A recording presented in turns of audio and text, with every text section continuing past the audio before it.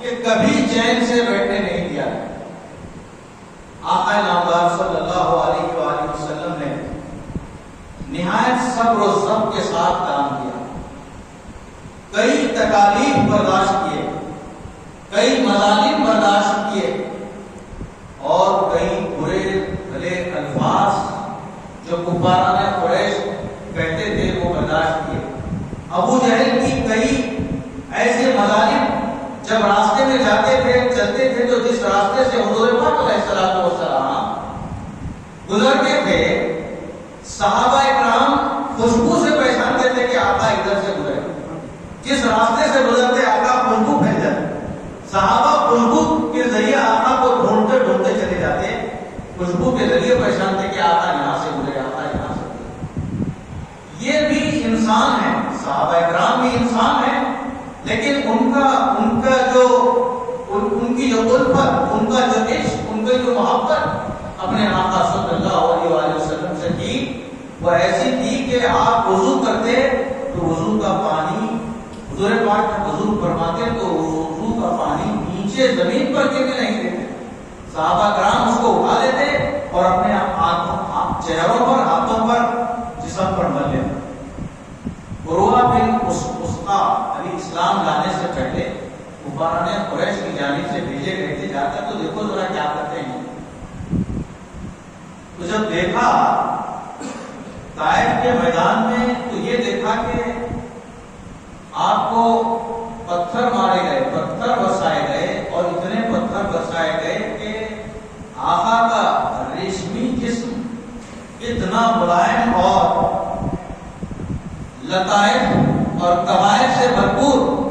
نورانیت اور روحانیت سے بھرپور، جس میں اطہار لہو لہان ہوتا ہے۔ آپ اندازہ لگائیے کہ وہ آقا کہ جن کا ثانی دنیا میں نہیں پیدا ہو سکا اور نہ قیامت میں تک پیدا ہوگا،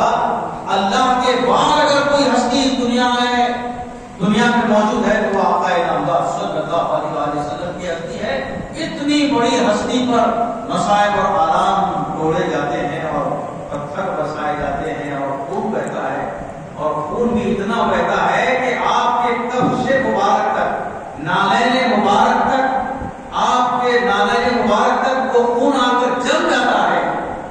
اس کے باوجود اللہ کے رسول کا صبر ملاحظہ فرمائیے، صحابہ فرماتے یا رسول اللہ آپ اپنے اشارہ دیجیے، ہم میدان میں کود جاتے ہیں۔ اور صحابہ نے فرمایا کہ میرے رسول پاک صلی اللہ علیہ وسلم فرمایا میرے صحابیوں، بے شک آپ کا غصہ اور آپ کا جذبہ قابل قدر ہے، لیکن یہ لوگ جو مجھے پتھر مارے ہیں اصل میں یہ ہے کہ یہ مجھے جانتے نہیں، یہ مجھے پہچانتے نہیں ہیں، ان کو پہچاننے کا موقع دو، ان کو مجھے سمجھنے کا موقع دو، ان کو خلاف جنگ کرنے کی ضرورت نہیں، ان پر حملہ کرنے کی ضرورت نہیں ہے۔ آپ اندازہ لگائیے کہ جب آپ کے نالین پاک، دیکھیے میں نالین کا لفظ اس لیے استعمال کر رہا ہوں بطور خاص، نام خان بھی یہاں اور کریں کہ لفظ نالین کو بھی اگر فقہاء اکرام اپنی کتابوں میں لکھے ہیں، تفسیر قاسم میں اس کا ذکر ہے کہ حضور کے نالین کو اگر جوتا بھی کہتے ہیں تو وہ قابل گردن زدنی ہے۔ حالانکہ جوتا بولنا کوئی ضروری، کوئی بری بات تو نہیں ہے نا۔ لفظ جوتا جو عام لوگوں کے لیے استعمال ہوتا ہے اس کو بھی ہمارے آقا صلی اللہ علیہ وسلم کے لیے استعمال کرنے سے فقہا بھر جاتے ہیں، عاشقان مصطفیٰ دھڑک جاتے ہیں۔ تو آپ بتائیے کہ نالین پاک سے بہتر اور کیا ہو سکتا ہے؟ تو لفظیات میں بھی جو ہے بہت زیادہ احتیاط کی ضرورت ہے، جیسا کہ مجید اشرفی نے پیر و مرشد کی نعت کا وہ شعر کہ جس کی نعت لکھنے کا صرف اسی کو ہے، نعت لکھنے کا ثنائے مصطفیٰ لکھنے کا صرف اسی کو ہے، ثنائے مصطفیٰ لکھنے کا جس قلم کی روشنائی میں ہو شامل احتیاط۔ کیا بات ہے؟ جس قلم کی روشنائی میں ہو شامل احتیاط احتیاط. اب یہاں احتیاط کا جو لفظ استعمال کیا حضور شیخ الاسلام نے کہ آپ حضور شیخ الاسلام کے نام کا سارا مجموعہ اٹھا کے دیکھیے, پوری کتاب اٹھا کے دیکھیے, ان کے یہاں کوئی ایسا لفظ نہیں ہے. اس لیے کہ وہ خود بہت احتیاط سے کام لیتے ہیں, اور وہ احتیاط سے کام لیتے ہیں کا مطلب یہ ہوا کہ صحابہ کرام بھی کتنی احتیاط کرتے تھے. صحابہ کرام رضوان اللہ تعالی علیہم اجمعین جب بھی نام لیتے آقا کا, فدا کا امی وہ ابھی کا یا رسول اللہ, ہم فدا ہیں یا رسول اللہ, ہمارے ماں باپ بھی آپ پر ہیں, ہمارے ماں باپ بھی آپ پر قربان. تو کس قدر عشق کے متوالے تھے صحابہ کرام رضوان اللہ تعالی علیہم اجمعین. تو آپ صلی اللہ علیہ وسلم پر مکے میں اتنے مظالم آئے ہیں, اور اس کے باوجود بھی آقا نے ان کو بد دعا نہیں کی. آقا نے ان سے امیدیں وابستہ رکھی, اللہ تبارک و تعالیٰ سے دعائیں کی کہ مالک یا مالک الملک, ان کو میری حیثیت سمجھا دے, ان کو میری کیفیت سے واقف کروا دے, تاکہ یہ بھی اپنا نام جنتیوں میں لکھوا دے. تو آقا صلی اللہ علیہ وسلم کی یہ بات ہمیشہ کوشش برقرار کرتی تھی کہ ہر ایک کو وہ جنتی بنائے, ہر ایک کو جنتی بنانے کی وہ کوشش فرماتے. لیکن اس کے باوجود بھی اگر کوئی بات زیادہ ہو جاتی, حد سے بڑھ جاتی تو اس وقت وہ بھی ایڈوانس میں آپ نے جنگ نہیں کی. اسلام کی جتنے جنگیں ہوئی ہیں کبھی حملہ آور جنگ نہیں ہوئی, ایڈوانس میں جنگ نہیں ہوئی, بلکہ آپ نے ہمیشہ ڈیفنس میں کام کیا, اپنے بچاؤ کے لیے کچھ کام کیا. تو بچاؤ کے لیے, اپنے تحفظ کے لیے, اپنے صحابہ کے تحفظ کے لیے مجبوراً جنگ کرنا پڑی, ورنہ جنگ آپ کا کبھی مزاج نہیں رہا, اسلام کا مزاج جنگ نہیں رہا. تو مکہ شریف میں 13 سال تک ایسی دشواریاں, ایسی تکالیف دی جاتی رہی, یہاں تک کہ میں آپ سے کہوں گا شیب ابی طالب گھاٹی کا نام ہے, وہاں پر ان کفاران قریش نے حضور صلی اللہ علیہ وسلم اور ان کے ساتھیوں کے ساتھ بیعت کا اعلان کر دیا. سارے شہر مکہ میں اعلان کر دیا کہ کوئی بھی مسلمانوں کو اپنا مال نہ دے, نہ ان کو مال بیچے, نہ ان سے کوئی مال خریدیں, ان کو ہر طرح سے بیعت کر دیا جائے. تو اس بیعت کے حوالے سے آپ سنیے, حضرت ابو طالب جو حضور صلی اللہ علیہ وسلم کے جانثار چچا تھے, انہوں نے اپنی گھاٹی جہاں درخت وغیرہ لگے ہوئے تھے, ان گھاٹیوں میں, اس گھاٹی میں ایک شیب ابی طالب, شیب کے معنی گھاٹی کے ہیں, ابو طالب کی, حضرت ابو طالب کی جو مالکانہ حیثیت کی گھاٹی ان کی تھی, تو وہاں تحفظ کا بہترین ذریعہ ثابت ہوا. تو آپ نے اپنے رسول اللہ صلی اللہ علیہ وسلم کو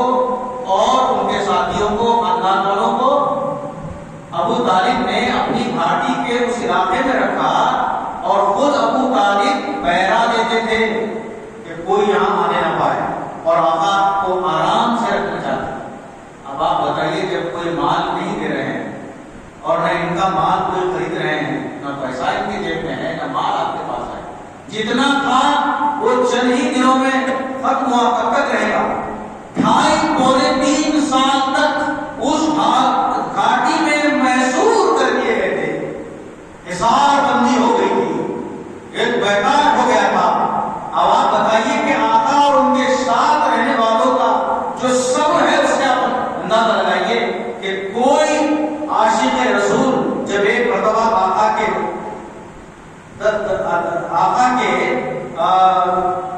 صحبت مافیز میں آ گیا, تو چاہے کتنی ہی تکلیف ہو, آقا کے ساتھ وہ بھی تکلیف اٹھانے کو لطف سمجھتے. تو بڑا 2.5-3 سال آپ بتائیے کہ نہ کوئی کھانا دینے والا ہے, نہ گوشہ دینے والا ہے. اب آپ بتائیے کیسے گزرے. ایک صحابی کا تو معاملہ ایسا ہوا کہ بارش ہو رہی تھی, بارش میں کچھ پانی بہ رہا تھا, تو آپ وہ صحابی باہر آئے, بھوک سے تڑپ رہے تھے. ان کو جو ہے ایک کوئی گوشت کا وہ جو ہوتا ہے نا, وہ ربر کے ٹکڑے کے ساتھ اس کو ملا, ان کو ملا, اور پانی میں وہ دھو کر وہ اچھی طرح صاف کر کے اسی کو چاپتے چاپتے چاپتے چاپتے رہے اور اس طرح بھوک کا مٹانے کا ایک اطمینان انہوں نے حاصل کیا۔ اب آپ بتائیے کہ کس قدر جو ہے کمزوری ہوئی ہوگی، اور 2.5 سال کے بعد کیا دیکھتے ہیں کہ آپ کے چچا حضرت ابو طالب جو ہمیشہ دین اسلام کی معاونت کرتے رہے، اپنے بھتیجے حضرت رسول اللہ صلی اللہ علیہ وآلہ وسلم کی مدد فرماتے رہے، اسلام کی اشاعت میں اپنا پیسہ خرچ کرتے رہے اور حضور صلی اللہ علیہ وسلم کی بڑی خدمت کی، اور کبھی ان کو جو ہے ستایا نہیں، بلکہ ستانے دیا بھی نہیں، اور ہمیشہ وہ پاک بنے رہے۔ ان کا انتقال ہوا، حضرت ابو طالب کا انتقال ہوا۔ اس کے بعد جب معاہدہ مکمل ہوا، باہر آ گئے، تو اس کے 3 دن کے بعد ہی، صرف 3 دن کے بعد حضرت بی بی خدیجہ الکبریٰ رضی اللہ تعالی عنہا کا بھی وصال ہوا۔ اب آپ بتائیے کہ آقا نامدار صلی اللہ علیہ وسلم کی یہ 2 زبردست معاونین تھے اسلام کی اشاعت میں،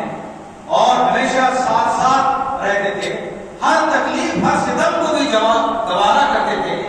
اور بی بی خدیجہ الکبریٰ رضی اللہ تعالی عنہا کا تو معاملہ ایسا تھا کہ پورے اس علاقے میں، مکے کے پورے علاقے میں جتنے تاجرین تھے، ان تاجرین کا سب ملا کر کے جتنا سرمایہ ہوتا ہے، اس سے زیادہ سرمایہ اکیلی بی بی خدیجہ الکبریٰ کے پاس تھا۔ اتنی بڑی تاجرہ، عابدہ، زاہدہ، صالحہ خاتون تھی، اور اللہ کے رسول پر فدا۔ سب سے پہلے خواتین میں اسلام قبول کرنے والی بی بی خدیجہ الکبریٰ، اور اسلام قبول کرنے کے بعد اپنی ساری دولت حضور کے قدموں میں لا ڈالی۔ فرمایا کہ یا رسول اللہ، میں آپ کی ہو گئی ہوں تو میرا مال بھی آپ کا ہے، آپ جو چاہتے ہیں۔ کیا فدائیت تھی حضرات، کیا رسول پاک صلی اللہ علیہ وسلم پر اپنی فدائیت کا انہوں نے اظہار کیا تھا۔ اب جب اتنے اظہار کرنے والی، اتنی فدائیت کرنے، اتنی فدا ہونے والی خاتون، اور اتنا پیسہ، دولت، ثروت، کروڑہا روپے کی دولت اسلام کی اشاعت میں، اس کی تربیت میں لگا دینے والی کا بشک مثال ہوتا ہے، تو بتاؤ آقا پر بھی بشری تقاضا تھا، آقا کو بھی تکلیف ہوئی، اور وہ تکلیف ہونا بشری تقاضا تھا، اور بشری تقاضا کے تحت آقا رنجیدہ اور ملال ہوئے۔ اب کتنے ملال ہوئے ہوں گے آپ اندازہ لگائیے۔ حضرت ابو طالب بھی چلے گئے، حضرت بی بی خدیجہ الکبریٰ بھی چلے گئے، اور ایسی خدیجہ اور ایسی بیوی تھی، ان کے بارے میں آپ فرماتے ہیں خدیجہ آپ میرے نکاح میں تو آئی ہیں، میں 25 سال کا اور آپ 40 برس کی ہیں، لیکن تمہاری زندگی میں کبھی دوسرا نکاح نہیں کروں گا۔ چنانچہ 25 سال تک وہ آقا نامدار کے نکاح کو فنا میں تھی،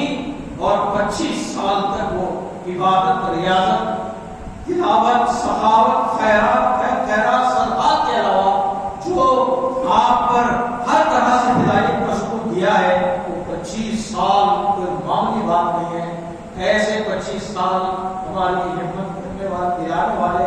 ہماری مدد کرنے والے، اسلام کی بقا کے لیے اپنی ساری دولت کو اسلام کے لیے لگا ڈالنے والی خاتون کا جو مثال ہوتا ہے، اور اتنی چہیتی خاتون کی ان کی زندگی میں دوسرا نکاح آپ نے نہیں فرمایا۔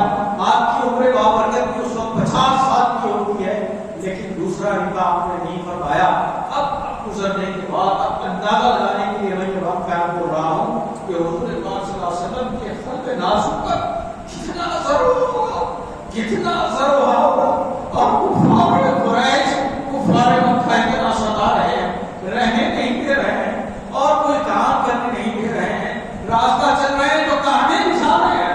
اور نماز پڑھ رہے ہیں تو اوجھڑی لا کر کے جو ہے نا، گندگی لا کر کے ڈال رہے ہیں تاکہ بدن پاک پر، اور آقا کا جو صبر ہے، کتنا صبر ہے حضرات، اس صبر کا اندازہ ہم نہیں لگا سکتے۔ آخر کار بہت تنگ کرنے کے بعد آقا مدینہ صلی اللہ علیہ وسلم نے اپنے چند صحابہ کو پہلے مدینہ شریف بھیجا۔ مدینہ میں جو انصار تھے، انصار کا معنی ہی یہ ہے کہ مدد کرنے والے۔ انصار جو مدینے کے تھے، بنو اوس اور بنو خزرج کا جو قبیلہ تھا، بڑا خاص قبیلہ تھا، اور قبیلہ قریش کے لوگ بھی تھے،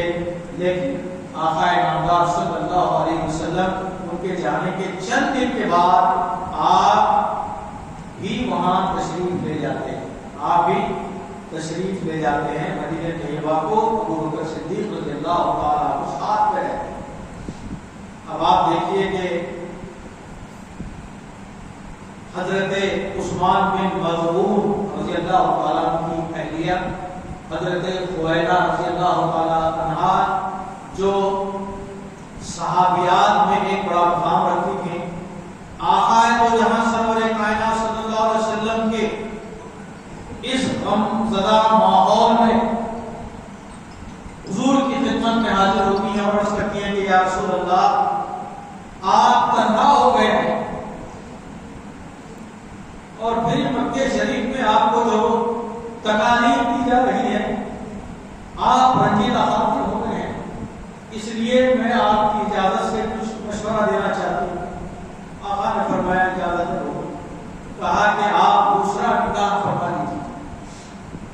آقا نے دریافت فرمایا کہ بولو کون سا رشتہ؟ بولے کہ دو رشتے ہیں، ایک طیبہ ہے، طیبہ کا مطلب یہ ہے کہ مطلقہ ہے یا بیوہ ہے، یہ دونوں مطلقہ ہو یا بیوہ ہو اس کو طیبہ کہتے ہیں، اور ایک باقرہ ہے، باقرہ کا مطلب شادی ابھی نہیں ہوئی ہے، باقرہ ہے بالکل۔ تو دو ہیں، تو حضور نے ارشاد فرمایا دونوں کو پیغام دے۔ پھر دریافت کیا کہ باقرہ سے مراد وہ کون ہے؟ باقرہ سے مراد وہ کون ہے؟ تو آپ حضرت خویلہ رضی اللہ تعالیٰ عنہ نے فرمایا یا رسول اللہ آپ اپنے صحابیوں میں سب سے زیادہ جس کو چاہتے ہیں وہ حضرت ابو بکر صدیق ہیں، ان کی صاحبزادی عائشہ یہ باقرہ۔ جس وقت یہ رشتہ سامنے لایا گیا، ابھی بی بی عائشہ صدیقہ چھوٹی تھی، 6-7 برس کی تھی، رخصتی عمل میں نہیں آئی۔ جب وہ رشتہ بھیجا گیا، آقا نے اجازت دے دی، رشتہ بھیجا گیا،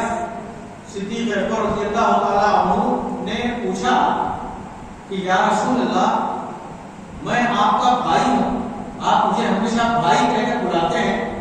بھائی کی بچی سے میں تو آپ پر فدا ہوں، لیکن بھائی کی بچی سے رشتہ ہمارے اسلام میں جائز نہیں ہے۔ تو حضور نے مسکرا کر فرمایا کہ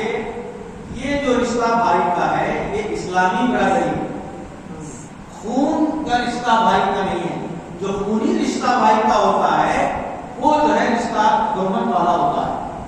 تو پھر صدیق اکبر جو ہے بہت خوش ہوئے اور اس کے بعد اجازت انہوں نے بھی دے دی اور نکاح ہو گیا۔ لیکن جب مدینے میں تشریف لائے تو حضرت خنیس نامی صحابی تھے، ان کی بیوی حضرت عمر فاروق رضی اللہ تعالیٰ عنہ کی صاحبزادی حضرت حفصہ رضی اللہ تعالیٰ عنہ، جب ان سے نکاح ہوا تو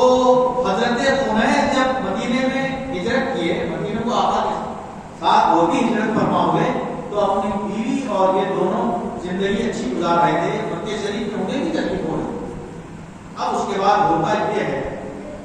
کہ مدینہ شریف میں تو پہنچ گئے، اور اس کے بعد 9 سال کی عمر ہوتی ہے حضرت بی بی عائشہ صدیقہ رضی اللہ تعالیٰ عنہا کی۔ ہجرت کے 7 مہینے گزرنے کے بعد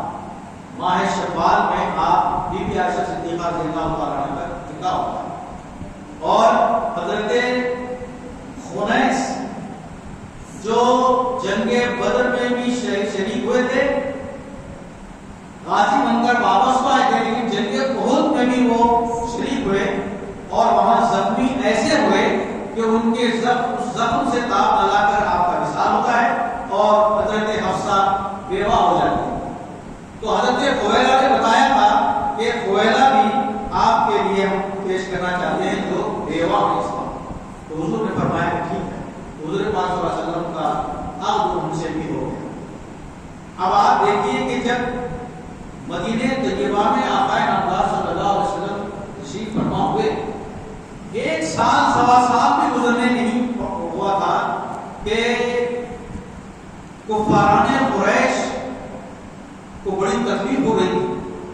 کہ یہاں مدینہ شریف میں ایک سال کے اندر اسلام لانے والوں کی تعداد میں بس روز افزوں اضافہ ہوتا چلا جا رہا ہے. تو اس اسلام کی تعداد کو بڑھتے ہوئے مسلمانوں کی بڑھتی ہوئی تعداد کو دیکھ کر کفار مکہ بالکل پریشان ہو گئے اور تعصب ان کے اندر آ گیا اور یہ سمجھ گئے کہ اب زیادہ تر جو ہے مدینے میں یہ لوگ بڑھ رہے ہیں. ہوتے ہوتے ہوا یہ کہ ایک چھوٹی سی مدینے میں ریاست ہی قائم ہو گئی اور اسلام کی ریاست اور اس کے جیسے سربراہ حضور پاک صلی اللہ علیہ وسلم.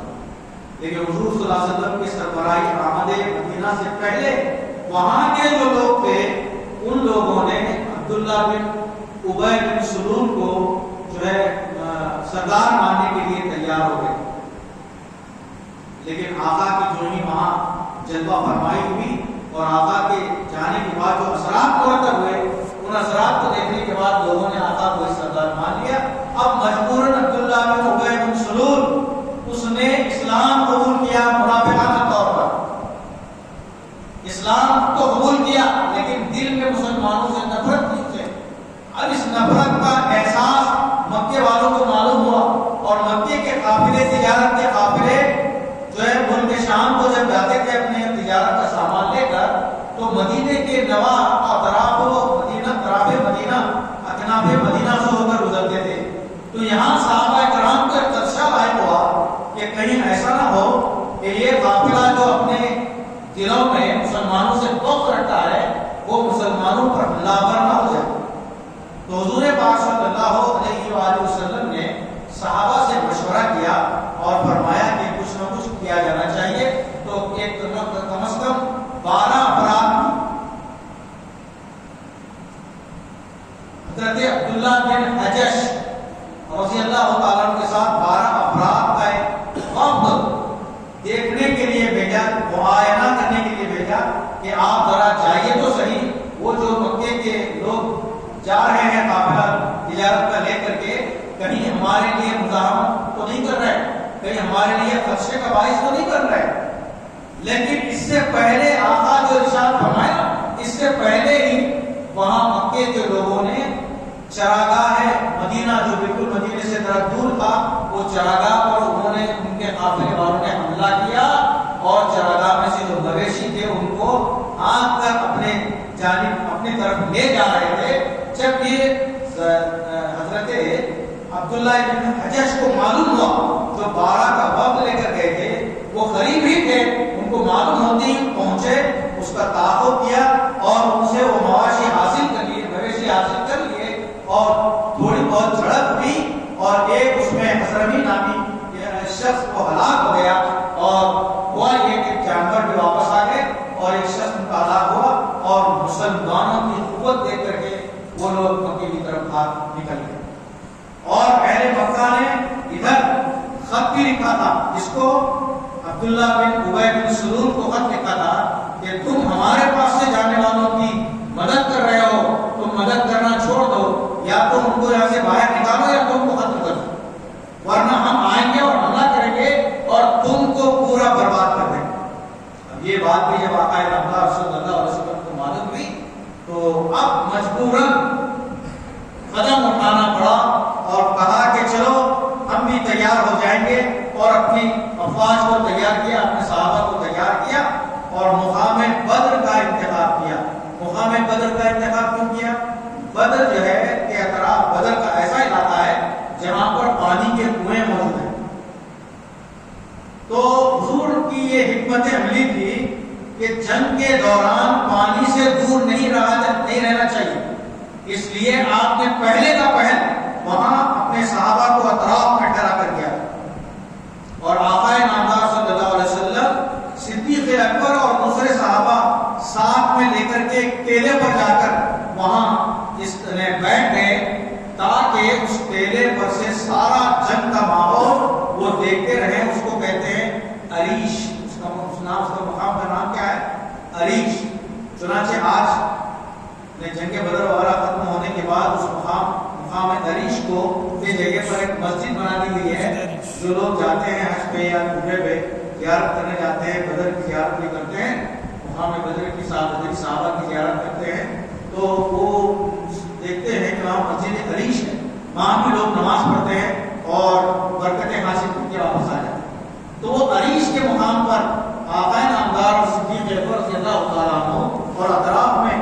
آقا کے تحفظ کے لیے صدیق اکبر تلوار لے کے کھڑے ہوئے ہیں کہ کوئی آ جائے تو نہ قدر اڑا دو، اور دوسرے اطراف میں دوسرے صحابہ بھی کھڑے ہوئے۔ اس کے بعد ان کی فوج مکے سے جو فوج آئی، اصل میں ایک فوج جو ایک قافلہ ملک کے شام سے واپس ہو رہا تھا، ابو سفیان کی قیادت میں واپس ہو رہا تھا، تو اس کی واپسی کا بھی اندازہ ہوا تھا کہیں یہ فوج بھی آ کر کے ہمارے سے مزاحمت نہ کرے، اور پھر اس نے ابو سفیان نے مکے کو اپنے آدمی بھیجے اور ابو جہل سے کہا بھیجا کہ تم اپنی ایک فوج لے کر کے وہاں پہنچو کہ مدینے سے محمد بن عبداللہ اور ان کے لوگ جو ہے وہاں بدر میں آ کر جمع ہو رہے ہیں، تم بھی وہاں فوج لے جا کر کے لڑائی کرو۔ اب جو ہی وہاں بات پہنچی، ابو جہل کی قیادت میں فوج نکلی، اور کیسی فوج؟ 1000 سے زیادہ مسلح قوت و ہتھیار سے لیس، کئی اونٹوں ان کے پاس، گھوڑے ان کے پاس، 1000 اونٹ، 70 گھوڑے، اور تلواروں کی تو بے پناہ ہتھیار ان کے ساتھ تھے،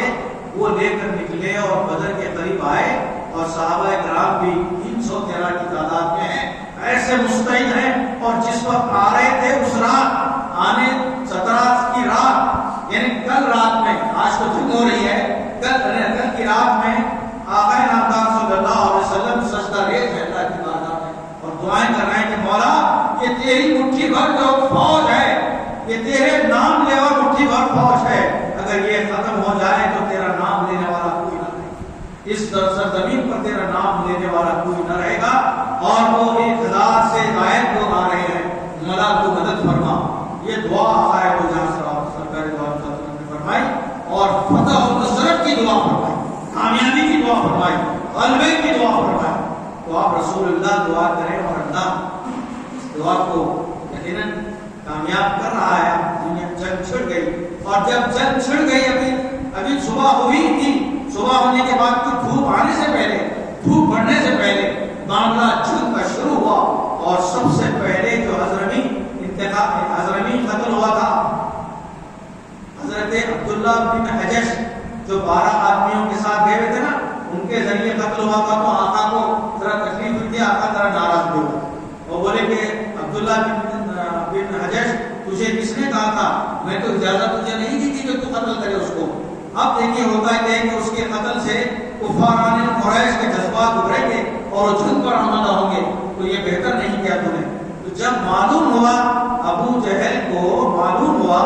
اور کہ اپنی فوج کے ساتھ آیا، اور اس طرح آ کر اپنی فوج میں سے ایک اس کے بھائی کو بھیجا، عامر نامی حضرمی کا ایک بھائی تھا عامر۔ اب بھائی کا میدان میں آیا تو بھائی کا بدلہ لینے کے لیے جذبہ زیادہ رہتا، لیکن وہ لحاظ سے نفسیاتی طور پر بھائی کو بھیجا، تو بھائی کو بھیجا تو 313 میں سے ایک صحابی گئے، اور ایک ہی منٹ میں اس کو وار ایسا کر دیا کہ وہ نارے داخل جہنم ہو گئے۔ اس کے بعد دستور عرب کے مطابق 3 بڑے بڑے پہلوان جو سرداران قریش میں سے تھے، سرداران دشمنان اسلام میں سے تھے، وہ جو ہے 3 ابو جہل کی طرف سے آئے، عتبہ، شیبہ، اور 3 اس طرح سے آئے، عتبہ، شیبہ اور کوئی ہے، اور تو عبیرہ کی بات نہیں ہے، عبیرہ تو بعد میں آتے ہیں۔ چلیے 3 جو ہے ان کی طرف سے آئے، اور جو ہی آئے میدان میں، تو یہاں سے اسلامی فوج میں سے کون کون گئے؟ حضرت حمزہ رضی اللہ تعالیٰ، حضرت علی رضی اللہ تعالیٰ، اور ایک صحابی حضرت عمر بن خطاب رضی اللہ تعالیٰ۔ یہ 3 صحابی اس اسلامی فوج سے نکلے، اور دو مار دیا، لیکن طیبہ نے حملہ کر دیا، حضرت اور صحابی ان کو حملہ جب کرتا ہے تو حضرت علی آگے بڑھ کر کے اس کو 2 ٹکڑے کر دیا۔ اب اس کے بعد پھر سارے گروپ مل کر کے دونوں گھمسان کی لڑائی ہوتی ہے، اور اس لڑائی ایسی گھمسان کی لڑائی میں کیا بتاؤں کہ 313 کم ہتھیار کے ہو کر بھی 1000 ہتھیاروں سے لیس فوج پر بھاری پڑ گئے، غالب آ گئے۔ 70 کی تعداد میں ان کی کفاران قریش کی 70 کے لوگ قتل ہو گئے، اور ادھر مسلمانوں میں صرف 14 شہید ہو گئے۔ 14 میں بھی 6 جو ہے مہاجر ہیں، اور اس میں سے 8 مہاجر ہیں۔ لیکن اس مستعدی کو دیکھ کر کے، اس مستعدی کو، اس جذبے کو دیکھ کر کے کفاران قریش ایک دم پریشان ہو کر بھاگ نکلے، بھاگ گئے۔ اب دیکھیے کہ میں یہاں آپ کو بتانا چاہتا ہوں آقا نامدار پر فدا ہونے والوں کا جذبہ کیسے ہوتا ہے۔ وہ اپنے آپ کو، اپنی جان کو ہتھیلی میں لے کر میدان میں کود پڑتے ہیں، بے خطر کود پڑا آتش نمرود میں۔ عشق، نمرود کی آگ میں جو کود پڑتا ہے وہ عشق والا ہوتا ہے، بے خطر، اس کو کوئی خطرہ ہی نہیں ہوتا۔ تو صحابہ کرام عشق رسول میں سرشار تھے، ان کو خطرہ ہو ہی نہیں سکتا تھا، تو بے خطر کود پڑ گئے۔ اور جب بے خطر کوئی کود پڑتا ہے تو اللہ مددگار ہوتا ہے، اور اللہ ایسا مددگار ہوا کہ پہلے تو 1000 فرشتوں کو بھیجا، پھر 5000 فرشتوں کی آ گئی، اور کفاران قریش کو بات کرتے تھے، بلکہ ادھر صحابہ کرام میں بھی گفتگو ہوتی تھی کہ یا رسول اللہ، ہم اس کافر کو جو سامنے آ رہا ہے ابھی ہم قتل کرنا ہی چاہتے تھے کہ ہم سے پہلے قتل ہو جاتا، ہماری تلوار سے پہلے وہ قتل ہو جاتا۔ تو اب آپ دیکھیے کہ عشق رسول میں مدد اللہ کی کیسے ہوتی ہے۔ آج بھی ہو ابراہیم ساڑی ماں پیدا، آج کر سکتی ہے اندازہ گلستان پیدا۔ صحابہ کرام کا وہ عشق رسول تھا جو تھوڑے ہو کر بھی غالب آ گئے، اور قرآن نے ان کا ریکمنڈیشن دیا، کم من فئۃ قلیلۃ غلبت فئۃ کثیرۃ بإذن اللہ۔ کتنی چھوٹی چھوٹی ٹکڑیاں ہیں کہ بڑی بڑی ٹکڑیوں پر غالب آ گئے۔ کیسے غالب آ گئے؟ ارے ہتھیار بھی نہیں تھے۔ اقبال نے کہا نا کہ کافر ہے جو کرتا ہے، کافر ہے جو تلوار پہ کرتا ہے بھروسہ، کافر ہے جو تلوار پہ کرتا ہے بھروسہ، مومن ہو تو بے تیغ بھی لڑتا ہے سپاہی، تلوار نہ بھی ہو تو وہ لڑتا ہے۔ حضرت عکاظ رضی اللہ تعالیٰ عنہ حضور کی خدمت میں حاضر ہوئے کہ حضور میرے ہاتھ میں تلوار اگر ہوتی تو میں کئیوں کو ختم کر دیتا۔ تو آقا نے کیا کیا؟ آقا نے یہ کیا کہ سامنے درخت کی ٹہنی پڑی ہوئی تھی، اس کو اٹھا لیا اور اس کو 2 ٹکڑے کر کے کہا کہ لو عکاظ، یا اس سے لڑو۔ دیکھیے وہ صحابی رسول ہیں، انہوں نے سوال نہیں کیا کہ یا رسول اللہ یہ تو لکڑی ہے، تلوار کیسے ہو جائے گی؟ میں تلوار سے لڑنا چاہتا ہوں، کیونکہ وہ صحابی تھے، صحابی نہیں تھے، صحابی تھے۔ اللہ کے رسول جو فرماتے ہیں اس فرمانے رسول پر ایسا یقین تھا کہ رسول جو فرمائے جو زبان سے کہہ بہت ہے، اللہ کے رسول پر خدا بول رہا ہے، اللہ کے رسول کی زبان میں خدا بول رہا ہے۔ خدا جانتا ہے جمال محمد، خیال خدا ہے خیال محمد، زبان خدا ہے زبان محمد۔ تو کیا دیکھتے ہیں کہ تھوڑی دیر میں لکڑی جو ہے تلوار بن گئی، اور اس تلوار سے ایسا ایسا لڑا کہ لوگ بتاتے ہیں کہ تاریخ میں آتا ہے کہ ہوا کی طرح لپک لپک کرتا، کئیوں کی پشتوں گرا دی کافروں، اور وہ تلوار آج بھی موجود ہے آپ کے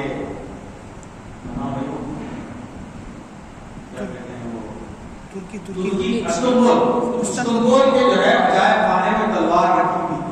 توپ کا بھی میوزیم ہے، توپ کا بھی میوزیم ہے بے شک۔ تو اللہ کے رسول صلی اللہ علیہ وسلم نے لکڑی دیکھ کر تلوار کیسے ہو گئی؟ اگر آپ ذرہ برابر بھی تعامل کریں گے، یعنی آگے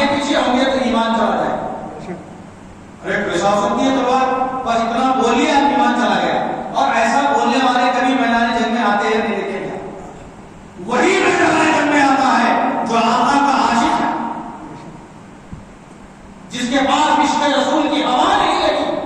عشق رسول کا درس نہیں ملا، عشق رسول کی عین سے واقف نہیں ہے،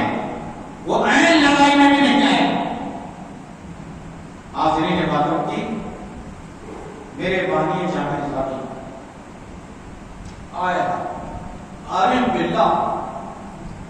حافظ کلام اللہ مولانا انوار وزیر چند بہادر استاد